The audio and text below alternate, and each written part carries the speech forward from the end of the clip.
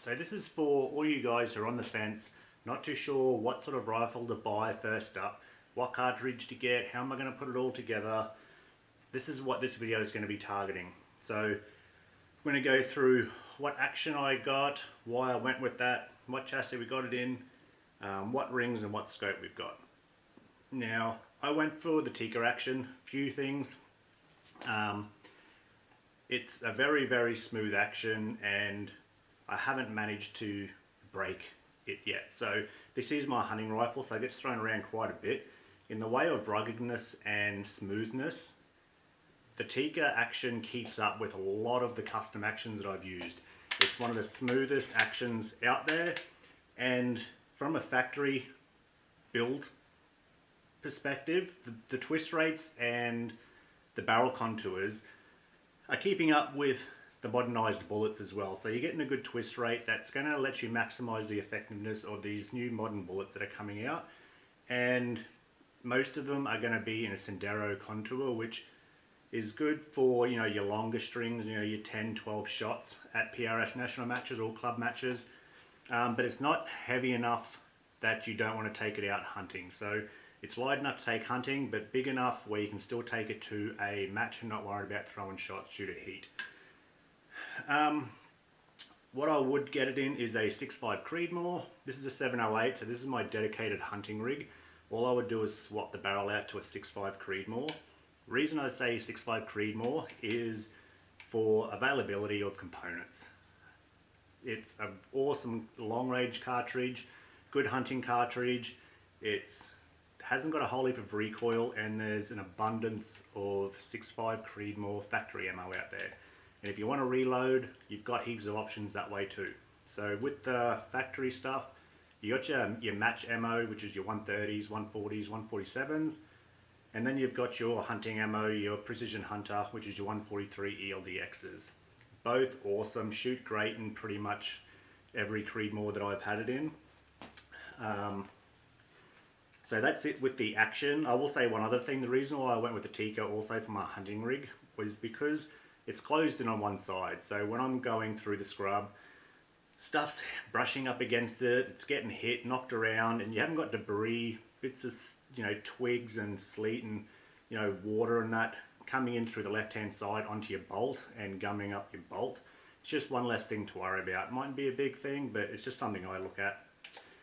In the way of chassis, I've got it in an XRS MBT chassis. Obviously I'm sponsored by them, so you don't have to go down this route, but I'll tell you the reason why it's definitely worth a check.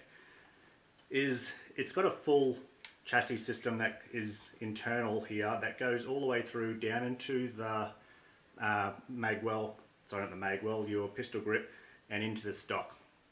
It goes back about 1.5 inches, 2 inches, so it's really rigid. So it's batting well above its price range. You've got the ability to attach weights via the M-lock here. If you do want to run it in a match, being a Sendero barrel, remember this is a dual-door rifle, so we've got a Sendero barrel, which is what most of the Tikkas come out with. You've got the ability to run weights here just to balance that out a little bit. You can get an enclosed forend to add additional weights to it, and you've got a number of different ways you can attach weights to this via the forend. You can put an arca rail on the bottom, like I've got on this one here, for a direct mount to a tripod for your hunting trips, which is what I use it for as well. Or if you just purely want to run arca bipods, you got the ability to do that also. Alright, so going on with the optic now, I'm running the Vortex Strike Eagle 5x25. A couple of reasons why I went that route. It pretty much fills the gap for all three applications that I want to run it in. So NRL 22, hunting scenarios, and possibly on the PRS rig if I have to take the Gen 3 off for some reason. So for the NRL 22, you're cranking on the turrets quite a lot. So you don't want ones that bind up or are really tight, hard to turn, which these aren't. The return to zero has been great on this. I'm always skeptical with scopes where you're sitting there cranking on them back and forth heaps like the NRL 22 does. This has been fine, no issues at all. The parallax goes down to 10 to 15 yards, which is awesome for your 22 stuff as well. From the hunting side of the house, having turrets that lock is awesome. When you've got it slung or on the side of your pack, you're always scraping trees and branches and, you know, sides of rocks and stuff like that, cliffs. You don't have to worry about that moving, which is awesome. Also, you've got an illuminated reticle for those twilight hunts, which is, you know, essential as well. For the long range stuff, you got 5x25 magnification range, so you've got ample mag range to sort of reach out to those further targets. So that's pretty much it in the way of how I would go back and approach a new build if I was just starting off again and I was on a budget. This is something you can grow into, so don't look at it as a budget option that, you know, you're going to pay off in a couple of years. You can grow into this and just keep building on this.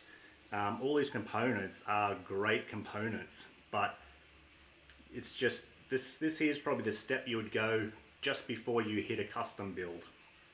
The only thing you might do is swap the barrel out, because the Tikka barrels do run a little bit slower than your custom barrels. So if you're not getting the velocity or something like that at the PRS matches, but it's good for hunting, you might just switch it out for something, same profile but a customized barrel just to get that extra feet per second. Alright guys, hopefully that helped you out for the people that are on the fence, not knowing what sort of direction to spear off to. And I'll catch us next time.